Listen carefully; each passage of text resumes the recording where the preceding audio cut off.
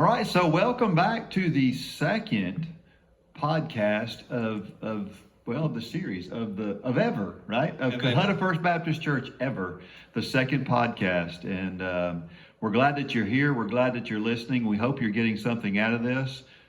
For anybody who doesn't know, I'm Dean, Brian, Andy, and we're just servants of the church, and are just glad to be here to talk about our sermon from this past week. And that is the goal of these podcasts, is to talk about what is it about that sermon and try to dig a little bit deeper into those sermons. And so that's what we're going to do today.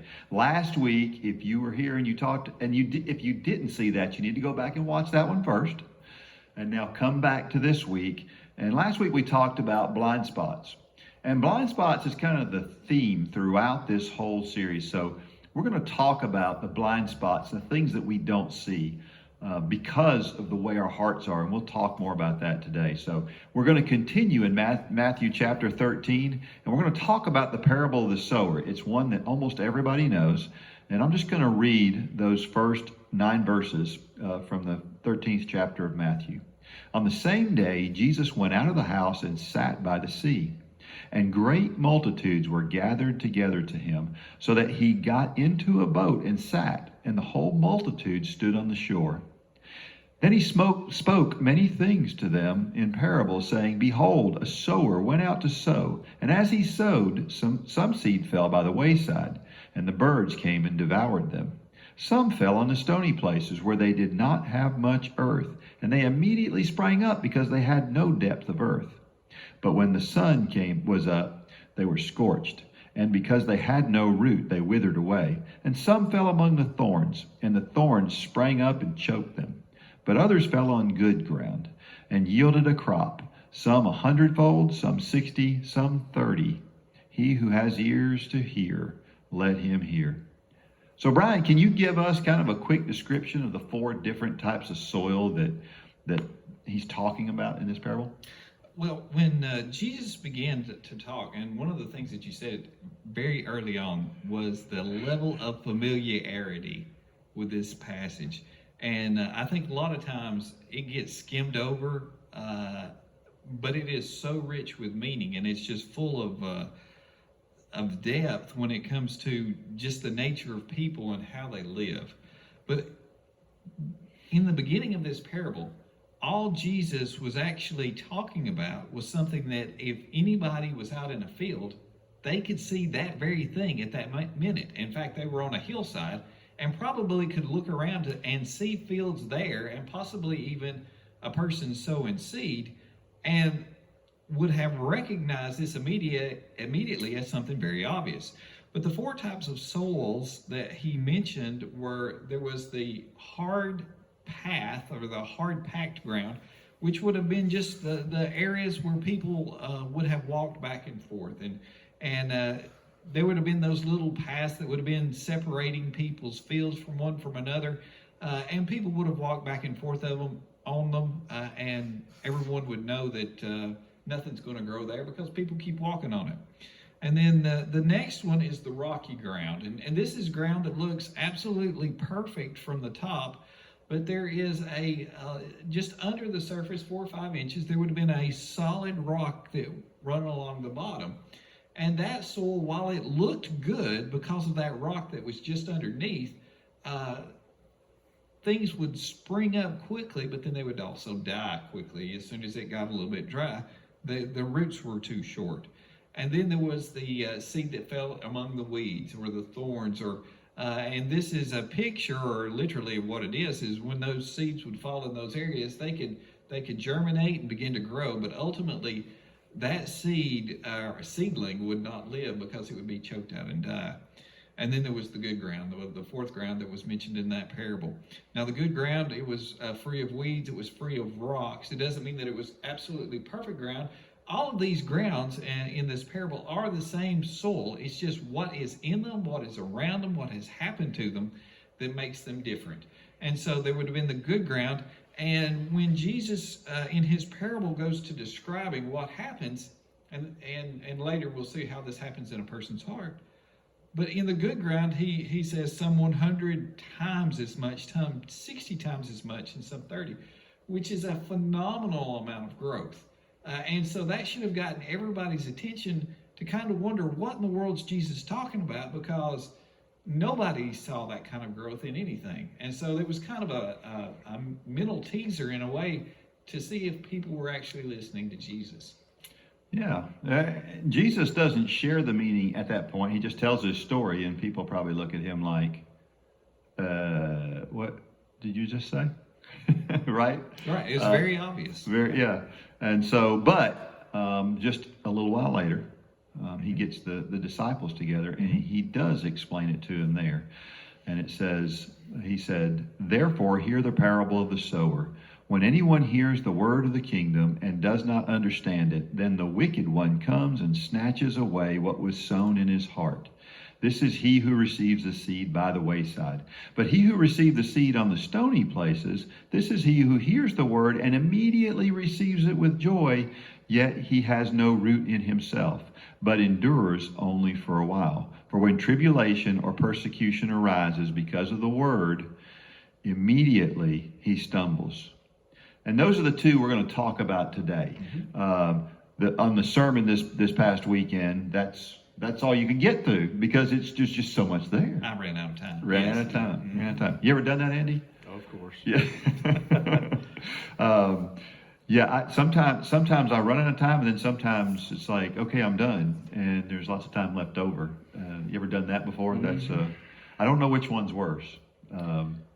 I would prefer to run out of time than to have too much time. Yeah. Because then you're thinking, okay, now how do I fill this time? But then if you have way too much, unfortunately, I don't have the opportunity to, preach from week to week. So I can't just say, hey, I'll pick up next Sunday like Brother Ryan. That is true. That is true.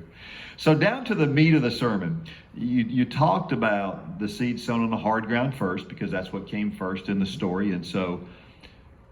And you called people who are in this situation hard-hearted people. Right. So, Andy, what does hard-hearted mean to you? Okay, so when I hear the term hard-hearted, I think of somebody that really is not sensitive to the Holy Spirit, to God. I think of someone that when they hear God's word, they just don't want to receive it. They don't want to, they're not really hearing with spiritual ears. Maybe they are, and they just really don't like what God's saying to them. Maybe they just want to ignore that. Maybe it's stubbornness. I kind of think about stubbornness. I think about just someone that really just wants to do what they want to do, and they don't want to do what God's asked them to do. So they're unwilling and stubborn when it comes to what God is asking them to do. That's what I think about when I hear the term. Yeah, and there could be lots of different reasons for that, right? Well, there's tons of different reasons. In fact, as I was thinking through the sermon since I've preached, there is so many different ways that you can actually apply it, and we could spend an hour speaking on just how you can apply this one thought. The text itself says that it's where people walk and it's trampled down, which is quite telling, because in our day, there's a lot of people that feel that way already. Yeah. They feel like they're being beaten up by the world, possibly that the world has done them wrong. They may feel like there's a lot of things that are unfair going on in their life. Those kind of issues in our life either do one of two things.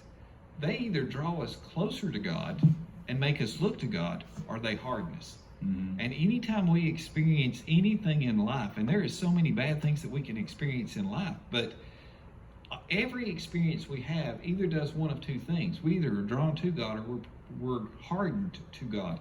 And if you think about the image of being stepped on or walked on, I think everybody can relate to that at some point in time in their life and in some way. And those events that happen in our life, they change us.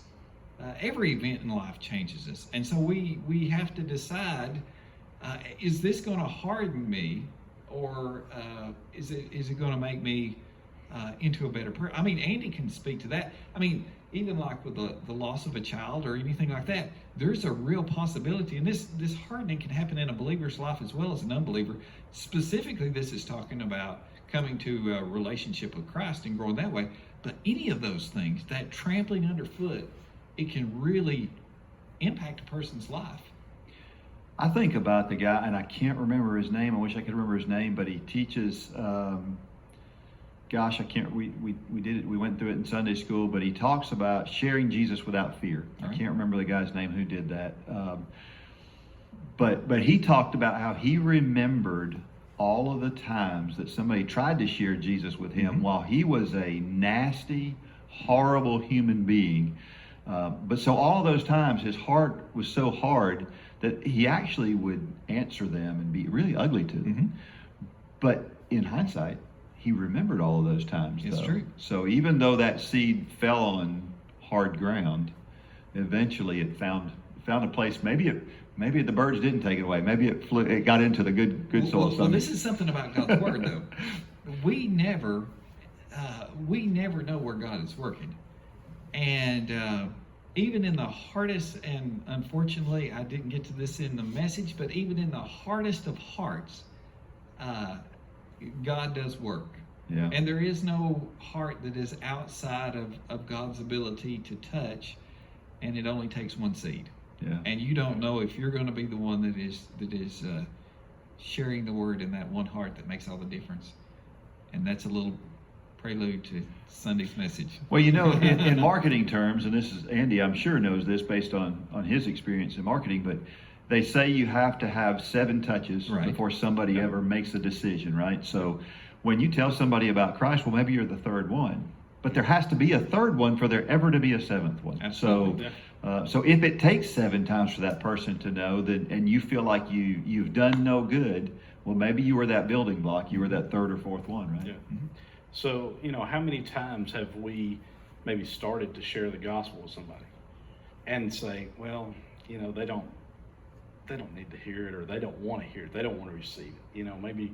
Maybe we have a perception that they're hardened and therefore we can't reach them, but it's not us. It's the word that reaches. It's God. We're not doing the work. We just have to share. We just have to be, throwing the. That is our sole responsibility, is actually to share. And I believe when we talk about this hardness, it can happen in believers, especially, and this is what we have to be really careful of, is when we share the gospel and we are received harshly, like you were speaking of, there's a tendency to say, well, that didn't work and I'm never going to try again. Yeah, just to draw back. And draw back. And at that point, you actually become the one with the hardened heart because of your experience.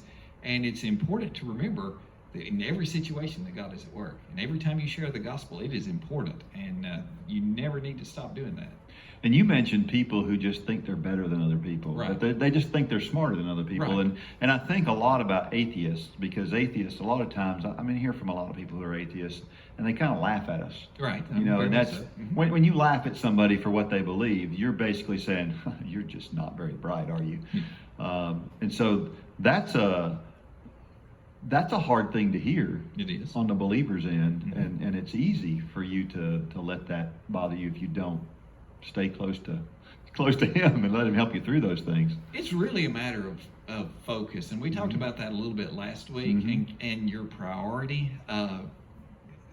There is nothing about the Christian life that is easy, and I think a lot of Christians get under the misconception that God made everything easy for them. Yeah. And it's called war for a reason. Yeah. And people get shot in war, and so as believers, sometimes you have to take a hit and realize that you're doing it for God. There's a reason why in Ephesians we talk about putting on all that armor. Right. Yeah, Because it's coming. Yeah, but and when you talk about the atheists and the people who are anti-religious and the people who are just condescending to us as believers, that goes back to that blind spot, doesn't it? It goes back to that the blind spot we talked about last week. They have a blind spot. Right. They can't see. Cannot see it at all. At all. Yeah, and it's funny how sometimes as believers we expect people who can't see it to see it. Right. Yeah, it's just crazy. You parked on one area that I think is an area that I think is probably the most important part, was when you talked about people who are too involved in worldly things. And I think you brought up television Right. was a really good example, or Right. media in general, I Media. think. And I know, Andy, last week you shared that you had made a decision at one point that I'm not going to listen to anything but Christian music, which is a fantastic decision. Do you miss the other music? No. Not at all. No, it's when you listen to the other music, it's really kind of startling, honestly, when you hear some of the words and things. I mean, even today coming home, I'm driving a pickup truck that I normally don't drive on a regular basis, and whoever rode in it last time had it turned to a different station, and I turned it on, and I heard this song, and I thought, well, those lyrics are not good, and it just really jumps out, when you've separated and you've moved away from that, and then you hear it. It's we can so easily get what's the word? We just kind of get used to it. We allow it to just kind of seep into our life, and Well, it's we don't- hardening, it's right? hardening. It's hard. It is. really is hardening. We're hardening our hearts to things. Instead, when we're sensitive to the Spirit and we see that stuff and we realize, oh, I don't need that in my life. We push it out. So.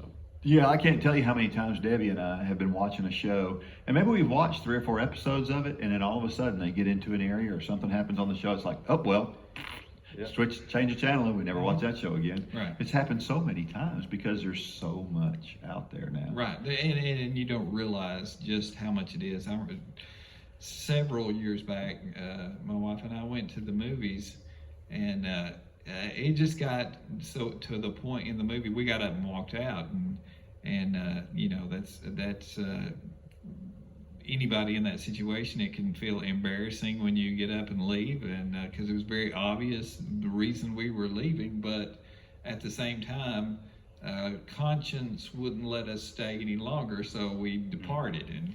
And sometimes that can be the best thing that can happen, is you get to the point where you decide, I've had enough and it's time to stop. Well, especially for believers. Yeah, that's a good point to be at, to realize that you're at that point where that actually just really does kind of disgust you, right? Right. And in today's world, it's not only more pervasive, but it is much worse than it's ever been too. I don't know if either one of you have, and I haven't listened to the song, but I've heard some people talk about the lyrics to a song that came out recently by a very popular singer I won't name, but it is I can't believe that they can play this song on anywhere, but it sold like hundreds of millions of copies, and it's just what it's glorifying is women doing things that women shouldn't do, and it's hard to believe sometimes that it can be that intense, but it is.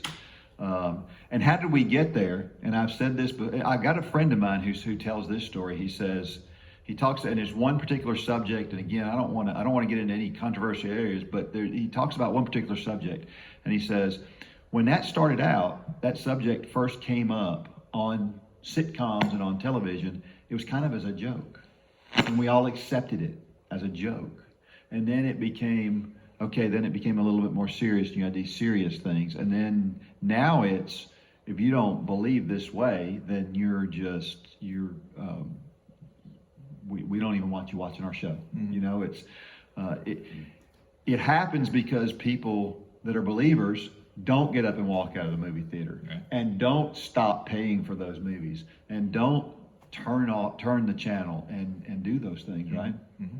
So I think that's important. And you also talked about, and you've already talked about now, the people who are actually in church, but they feel forced to be there. Like Right, they go right. out of habit. Mm-hmm. And that it's easy to get your heart hardened when you just feel like it's just a task you have to do.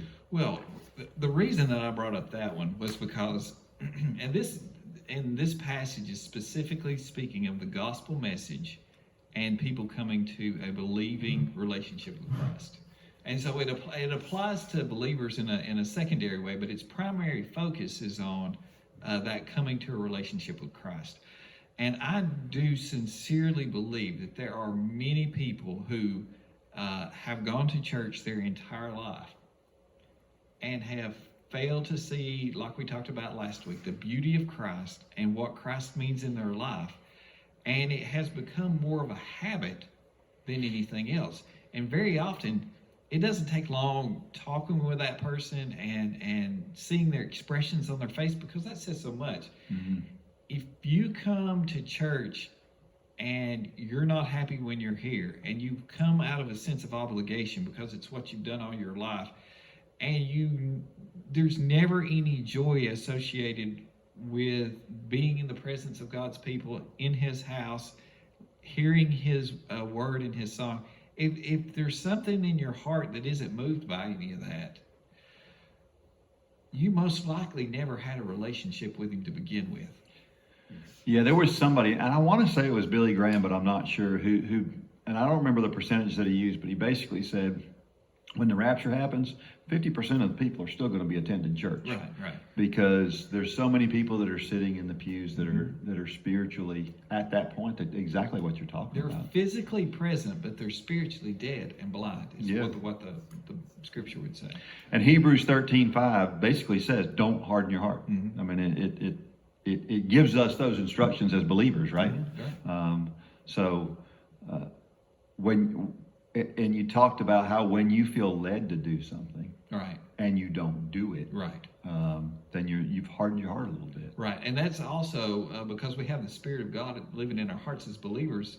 It also says that we don't quench the Spirit, which is another way of doing the same thing. Because anytime God is impressing on us that we need to go witness to somebody, or it can be anything under the sun.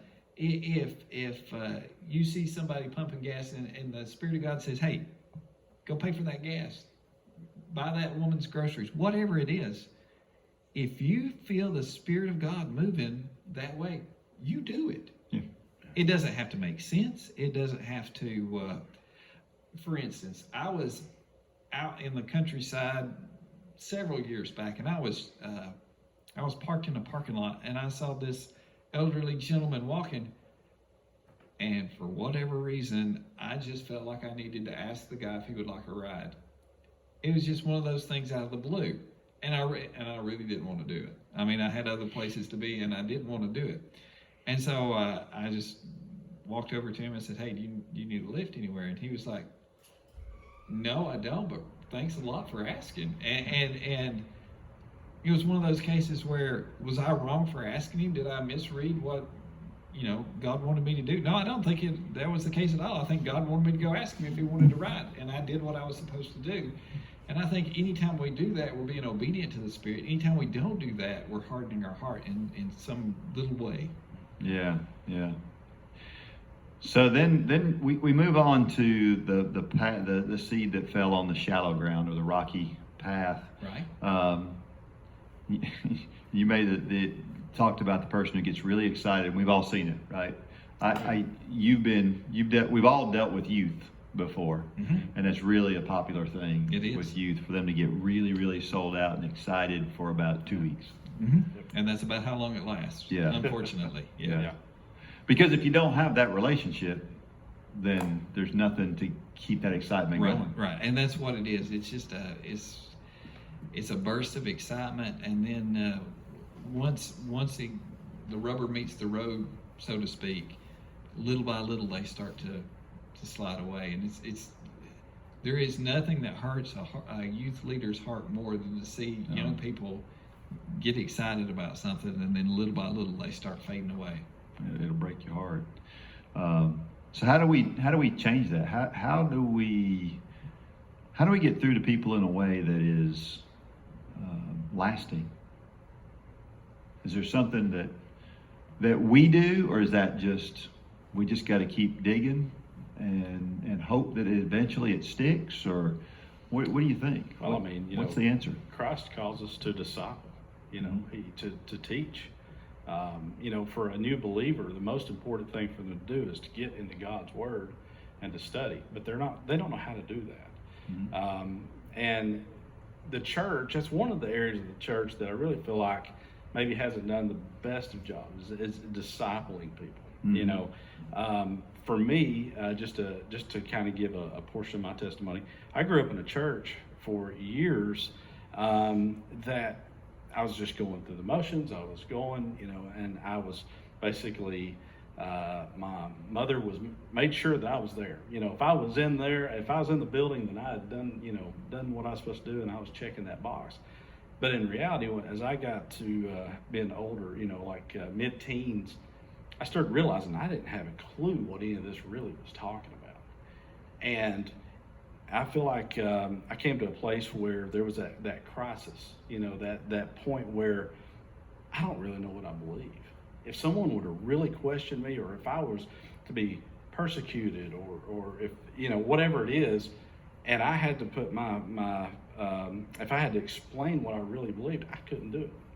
And that's when I started really going, hey, wait a minute, why am I going to church?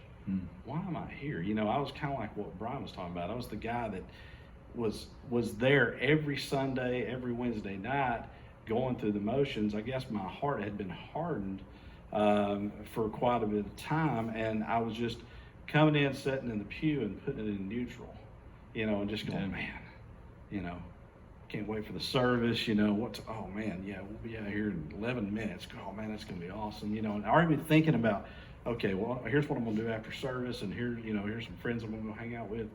But when the Spirit began to work in my life, and I started to question and have that crisis of, I don't know what I believe. And when I started reading it and asking God, and that's when I started going to some of the other people in the church and saying, what does this mean? Now, I had sat in Sunday school my entire life. Yeah.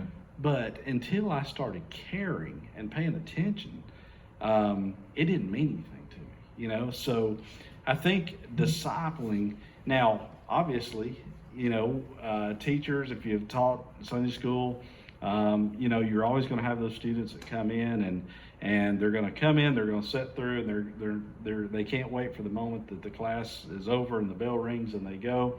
But you know what?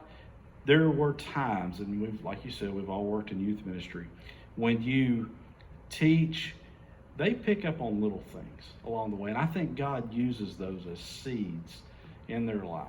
And it may just be a word. So as discouraging as it can be, to come in week after week to teach and to try to disciple, that one sentence or that one phrase or that one interaction may be what it takes for God to get a hold of somebody and be able to break through that hardened soul and be able to penetrate.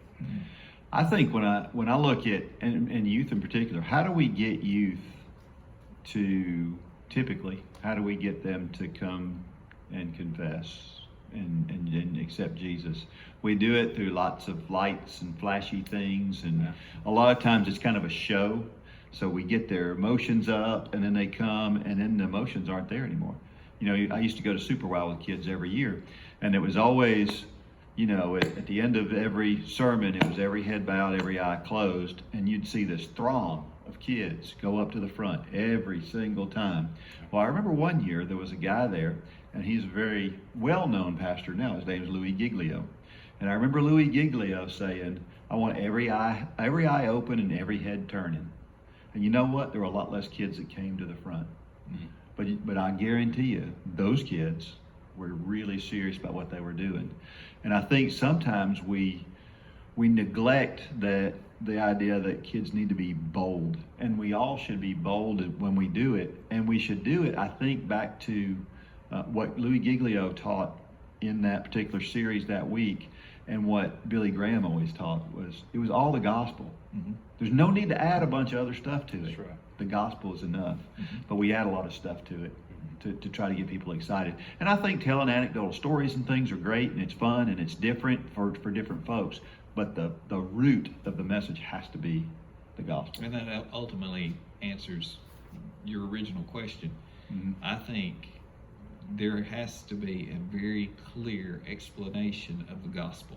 If you want to sow that seed, what you're sowing is a clear explanation of who Jesus is, what he came to earth to do, why he did it, and why you need him. Mhm. And without that clear explanation of the gospel, you can get people coming forward for anything under the sun. Mhm. But that ultimately is what changes lives and saves people's souls, is that understanding of who Jesus is. Yeah. And I think that's missing a lot of times. And I think what you end up seeing is a lot of very, very shallow commitments Mhm. that only last 2 weeks. Yeah, yeah.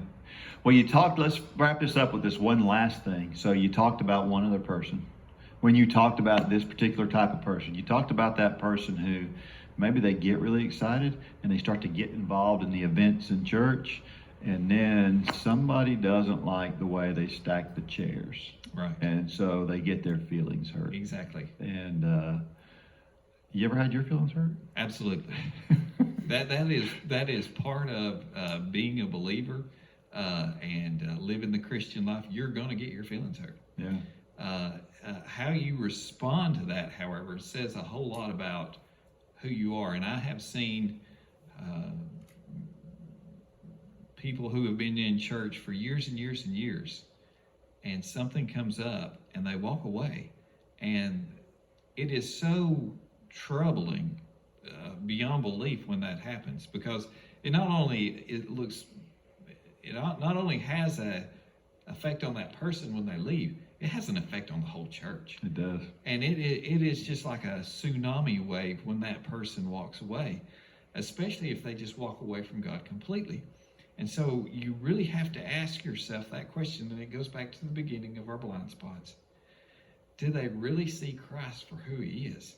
I mean, if you want to talk about somebody that was abused, mistreated, and persecuted, it was Jesus. For no good reason. For no good reason at all, because he did everything right. And we don't do everything right. So, and like I said Sunday, I may hurt somebody's feelings, and if I do, I didn't mean to. But the Christian walk in this life, because we're people, because we're flawed, we're going to hurt people's feelings. And maybe not necessarily, but we're going to do it, and we're going to get our feelings hurt. If we're focused on Christ, though, that stuff just kind of rolls off our back, Mm-hmm. because there's a bigger purpose, there's a bigger plan. We have more work to do, and we can't because somebody didn't like my haircut, or they didn't like the way I was dressed, or they didn't like the way I stacked chairs. You can't get distracted by that and take your eyes off Christ, which is ultimately your goal. Yeah. I like the phrase that you used in the sermon. I don't know if you remember, but God's people don't quit. No. I like that. God's people don't quit. And yeah. You ever had your feelings hurt, Andy? Oh yeah. Never. Absolutely. Come on. Come on. Hey. If you're in the church and you're a Christian, you're going to get your feelings hurt. Probably that sound guy. That's the guy who hurt your Yeah, feelings. of course. He's No, so. I'm just kidding. Well, the text actually says when trouble and persecution arise, and when in the modern church, as of yet, we don't really experience persecution. If we did, it would be interesting to see just how many folks are left. Yeah. When a commitment to Christ is really costly. We're just talking about somebody hurting our feelings and kind of falling off to the side, and Which is not persecution. which is not persecution.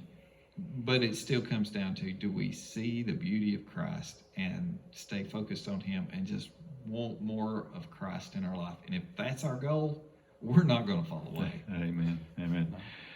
Well, we are to the end. We appreciate you tuning in. We've gone through 2 of those things, and next week we're going to go through the 3rd and the 4th. The 4th one, I can't wait to get to that one, because that's the exciting one, right? Right. So next week you'll have to come back and check it out.